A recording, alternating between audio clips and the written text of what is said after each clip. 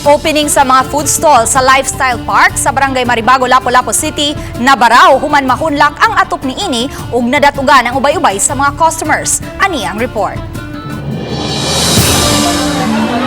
Ubay-ubay sa mga upunganon ang midagsa kagabi sa pagbukas sa Lifestyle Park sa Barangay Maribago. Moabot sa 17 ka mga stalls, sagad niini mga kananan ang nangabli. Apan ang unta sadya og malipayon nga kasaulugan, kalit lang nahunong human mahunlak ang atop niini ug nadatugan ang ubay-ubay sa mga customers. Matod ni Najel Banyasya sa Lapu-Lapu City DRRMO, moabot sa 20 ang natagakan sa nahunlak nga atop, apan siyam lang ka mga individual ang nadangat sa tambalanan tungod sa niagumang mga samad sa ulo ug lawas. Mga injuries nila no, naa sa ilang ulo, ayuban sa daong, naa sa ilang mga bruises sa ilang kamot, no?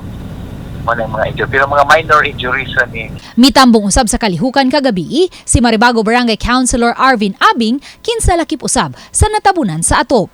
Maayo na lang kay pangusabukton og bitiis lang ang iyang nahiaguman. Ang naigo sa akong ulo ang plastic. Mo nang ang plastic ni cover sa akong ulo, naglisod ko ginhawa. Nya samot nang akong tiil na piit. So naglisod ko nya katong duha ka batan-on may naka-rescue. Nahiagom usab og pangus sa buko-buko ang usa sa mga tanod sa barangay nga didto usab pagkahitabo. Apan pareho silang wa magpada sa hospital. Mato ni Maribago Barangay Captain Rosalino Abing kinsa usa-usab sa nakatambong kagabi apan sayo nga milakaw sa dapit, napakyas ang nag-operate niini sa pagkuha og barangay clearance. I was assuming nakakuha na sila og permiso diri kay diri mo tugikan. Ni akong gitsik karon. Wala may tumaw nga Mactan Lifestyle Park. Wala nakita nga permit. Subay ni ini, may issue og summon si Kapitan Abing aron mo patimaw sa barangay hall karong hapon ang magtiayong gikatahong nag-operate sa food park.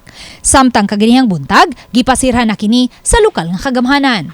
Kini ang nagsilbing atop sa mga lamesa ug mga lingkuranan nga gipahimutang sa tunga-tungang bahin niining mga kananan. Ug kay nag-uwan ni adtong higayuna, napundo ang tubig sa tungang bahin niini. Ug kay huyang ang haligi niini, wa kini makapiog sa gidaghanon sa tubig uwan, hinungdan nga kini nahunlak ug nadatugan ang mga nangaon ni adtong higayuna. Usa sa mga tenants nga among naabtang ng hipo sa ilang mga gamit, mibutyag nga moabot sa 60,000 ang ilang nabayad isip abang sa usa ka food stall. Apan maupalanggani ang ilang pagpangabli, nasira na. Wala sad mi ka anticipate jud ani na ingani de ka delikado ni trust sa jud mi na kanang tarungon sa jud ang structure ba dako paya sa jud ang abang. Gikonpermar ni City Engineer Perla Amar nga wala makakuha og business permit ang maong food park. Hinungdan nga wa usab kini masusi sa taga-office of the building official. Sa ilang pagsusi kaganihang buntag, nasuta nilang may structural defect ang food park. Among na-discover dito nga ang iyahang square tubing nga nagsupport sa mao nga roofing giboltra sa atop nga gisapaw ra kay so wala ingon nga gi-wield gali siya. Subay niini pamultahon og di mulabaw sa 10,000 pesos ang operator sa food park tungod sa kapakyas niini pagkuha og permit gikan sa OBO. Lakip usab sa nakatambong sa opening kagabi sila si Mayor Junard Ahong Chan ug Congresswoman Cindy King Chan apan nakalakaw na sa dihang nahitabo ang disgrasya. I already advised katong tagiya na i-take care niya kanang mga nangaangol no sa maong tahitabo. So ang ato karon ang ato engineering team together sa nag-investigate, I will meet them and siguro kung available ang katungkuan atong tagiya ato pong gaganina dito man siya sa hospital atiman sa katong mga nasamdan.